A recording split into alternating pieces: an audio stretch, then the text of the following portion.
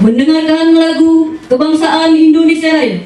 Hadirin dimohon yang terhormat Kepala Badan Kesatuan Bangsa dan Politik Provinsi DKI Jakarta, yang terhormat Kepala Suku Badan Kesatuan Bangsa dan Politik Kota Administrasi Jakarta Timur beserta jajaran, yang terhormat para narasumber dan moderator, serta para tokoh masyarakat, tokoh pemuda, tokoh perempuan, serta tokoh etnis di Kota Administrasi Jakarta Timur, peserta kegiatan yang berbahagia. Kita dapat bersama-sama mengikuti pembukaan kegiatan peningkatan pemahaman undang-undang bidang politik di Kota Administrasi Jakarta Timur. Assalamualaikum warahmatullahi wabarakatuh. Mari kita sama-sama mengawali kegiatan pada pagi hari ini dengan sama-sama berdoa, mengadakan tangan kepada Allah Subhanahu wa Ta'ala. Mudah-mudahan segala keinginan, harapan, dan cita-cita kita bersama mendapatkan ridho dari Allah Subhanahu wa Ta'ala. Kegiatan yang dilaksanakan oleh Kesbangpol Jakarta Timur berlangsung sukses. Amin ya rabbal alamin. Assalamualaikum warahmatullahi wabarakatuh. Yang saya hormati Bapak Kepala Suku Badan Kesatuan Bangsa dan Politik Kota Administrasi Jakarta Timur, Bapak Ahmad Yani Yusuf SH MSI.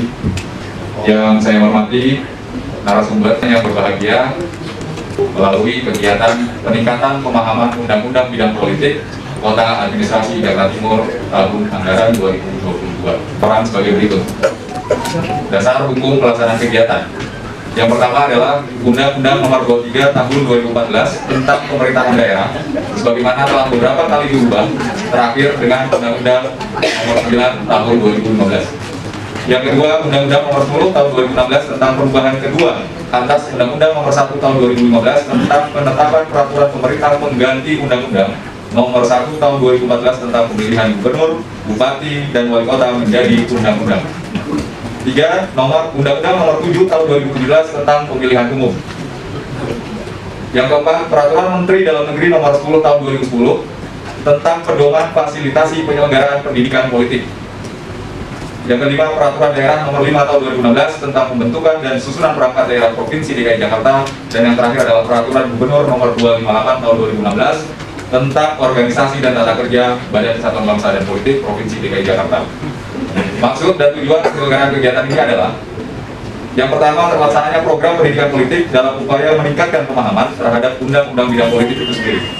Dan yang kedua, membangun kemitraan strategis dalam rangka menciptakan kesepahaman bersama antar pemangku kepentingan dalam rangka sukses penyelenggaraan pemilu dan pilkada serentak tahun 2024. Dengan demikian, tujuan dari penyelenggaraan kegiatan ini adalah meningkatkan partisipasi politik warga masyarakat baik dalam penyelenggaraan pemerintahan di daerah pada umumnya maupun pada penyelenggaraan pemilu dan pilkada serentak tahun 2024 pada khususnya. Peserta kegiatan merupakan tokoh masyarakat, tokoh pemuda, tokoh perempuan, dan tokoh etnis di Kota Administrasi Jakarta Timur. Adapun yang bertindak sebagai narasumber serta materi yang disampaikan adalah yang pertama, Bapak Jamaluddin. Beliau adalah anggota Komisi A DPRD Provinsi DKI Jakarta, masih dalam perjalanan. Beliau akan menyampaikan materi tentang peran DPRD DKI Jakarta dalam penyelenggaraan pemerintahan di daerah. Yang kedua adalah Bapak Dr. Hadi Supratikta, tadi sudah saya perkenalkan. Beliau peneliti ahli utama pada Badan Riset dan Inovasi Nasional, serta, ada sertanya, jadi selain itu, beliau ini juga di Badan Strategi Kebijakan Kementerian Dalam Negeri. Beliau akan menyampaikan materi tentang pemilu serentak dan masa depan konsolidasi demokrasi. Selanjutnya ada Bapak Sahroji SHMH. Beliau Ketua Bawaslu Kota Administrasi Jakarta Timur akan menyampaikan materi tentang sosialisasi pengawasan pemilu partisipatif. Bismillahirrahmanirrahim. Hasbunallahu wa ni'mal wakil. Ni'mal maulah wa ni'mal nasir. Hanya kepada Allah lah, Tuhanlah kita meminta pertolongan dan bantuan hanya kepada Tuhan. Selain itu kita akan kecewa. Kepada yang terhormat Kepala Suku Badan Kesatuan Bangsa Politik Kota Administrasi Jakarta Timur, dalam hal ini saya selaku Kepala Suku Badan mewakili Kepala Badan Provinsi. Yang terhormat para narasumber, diantaranya Bapak Jamaluddin selaku anggota Komisi A DPRD Provinsi DKI Jakarta, Bapak Dr. Hadi Supratikta MN selaku peneliti ahli utama pada Badan Riset dan Inovasi Nasional serta Badan Strategi Kebijakan Dalam Negeri Kementerian Dalam Negeri, Bapak Sahroji SHMH selaku Ketua Bawaslu Kota Administrasi Jakarta Timur. Para peserta kegiatan peningkatan pemahaman undang-undang bidang politik Kota Administrasi Jakarta Timur, Assalamualaikum warahmatullahi wabarakatuh. Pertama-tama mari kita panjatkan puji dan syukur kehadirat Allah Subhanahu wa taala karena atas rahmat dan karunia-Nya kita dapat bersilaturahmi bersama melalui acara pembukaan kegiatan peningkatan pemahaman undang-undang bidang politik di Kota Administrasi Jakarta Timur dalam keadaan sehat walafiat tanpa kekurangan satu apapun. Hadirin yang saya hormati, era reformasi yang dimulai pada Mei 1998 telah membawa berbagai perubahan yang berdasar di negara kita, khususnya dalam kehidupan bidang politik. Hal tersebut dapat dilihat dari pelaksanaan kehidupan demokrasi melalui penyelenggaraan pemilu yang dilaksanakan mulai tahun 1999 sampai dengan saat ini, yang juga harus diakui oleh demokratis dan dilaksanakan rotasi kekuasaan secara menyeluruh yang dimulai dari pemerintahan pusat bahkan sampai dengan tingkat desa, serta pola rekrutmen untuk pengisian jabatan politik dilakukan secara terbuka, termasuk pada jabatan kepala negara, pemerintahan dan wakil rakyat, serta begitu pula dengan kondisi demokratisasi saat ini, di mana sebagian besar hak dasar bisa terjamin seperti adanya kebebasan berserikat dan menyatakan pendapat. Pemilu sendiri merupakan indikator yang paling mudah dalam menentukan sebuah negara tersebut dalam keadaan demokratis atau tidak, karena pemilu memberikan sebuah momentum kepada setiap warga negara untuk menentukan arah perkembangan sebuah negara melalui partisipasinya dalam memilih para wakilnya yang duduk di parlemen, serta menentukan siapa yang akan memimpin negara. Karena tanpa adanya keterlibatan warga negara, maka pemilu hanya akan menjadi sebuah instrumen formal belaka dengan mengesampingkan substansi yang sesungguhnya, yaitu dalam bentuk partisipasi warga negara melalui proses penyelenggaraan pemilu. Dalam hal tersebut merupakan hal yang mutlak sekaligus perlu untuk dioptimalisasikan, karena tingginya partisipasi masyarakat secara langsung turut mempengaruhi legitimasi para pemimpin terpilih. Dengan demikian, maka melalui legitimasi rakyat yang kuat, penyelenggaraan negara dapat terlaksana dengan efektif, sehingga upaya mewujudkan tujuan yang diamanatkan dalam pembukaan Undang-Undang Dasar Negara Republik Indonesia tahun 1945 dapat terwujud, yaitu melalui segenap bangsa Indonesia dan seluruh tumpah darah Indonesia, memajukan kesejahteraan umum, mencerdaskan kehidupan bangsa, serta melaksanakan ketertiban dunia yang berdasarkan kemerdekaan, perdamaian abadi, dan keadilan sosial. Hadirin yang berbahagia, dinamika penyelenggaraan pemilu di negara kita sendiri dari waktu ke waktu tidak luput dari perubahan yang cukup signifikan. Terakhir, Mahkamah Konstitusi melalui putusan nomor 14 dari PUU dari 11 dari 2013 memutuskan bahwa penyelenggaraan pemilu presiden dan wakil presiden dilaksanakan secara serentak dengan pemilu legislatif. Hal inilah kemudian yang melatar belakangi disahkannya Undang-Undang Nomor 17 tahun 2017 tentang pemilihan umum yang kemudian menjadi dasar bagi penyelenggaraan pemilu serentak tahun 2019 yang lalu, di mana untuk pertama kalinya pemilihan anggota DPR, DPD, DPRD provinsi dan DPRD kabupaten kota dilaksanakan secara serentak dalam satu waktu yang sama dengan pemilihan presiden dan wakil presiden Republik Indonesia. Hal tersebutlah yang akan kembali kita lakukan pada tanggal 14 Februari tahun 2024. Tidak hanya itu, berdasarkan amanah dalam Undang-Undang Nomor 10 tahun 2016 tentang pemilihan kepala daerah dan wakil kepala daerah, khususnya dalam pasal 201 ayat 8 disebutkan bahwa pemungutan suara serentak nasional dalam pemilihan gubernur dan wakil gubernur, bupati dan wakil bupati, serta wali kota dan wakil wali kota di seluruh wilayah negara Kesatuan Republik Indonesia pada tanggal 27 November tahun 2024. Dengan demikian, di tahun 2024 kita akan melaksanakan dua agenda penting sekaligus pemilu serta pilkada serentak. Oleh karena itu, kegiatan ini memiliki nilai cukup penting dan strategis sebagai bentuk pendidikan politik kepada masyarakat, sekaligus bentuk kesiapan kita untuk mewujudkan suksesnya penyelenggaraan pemilu serta pilkada serentak tahun 2024. Kegiatan ini sekaligus menentukan komitmen kita bersama untuk senantiasa mengembangkan kehidupan demokrasi sebagaimana diamanahkan dalam peraturan perundang-undangan.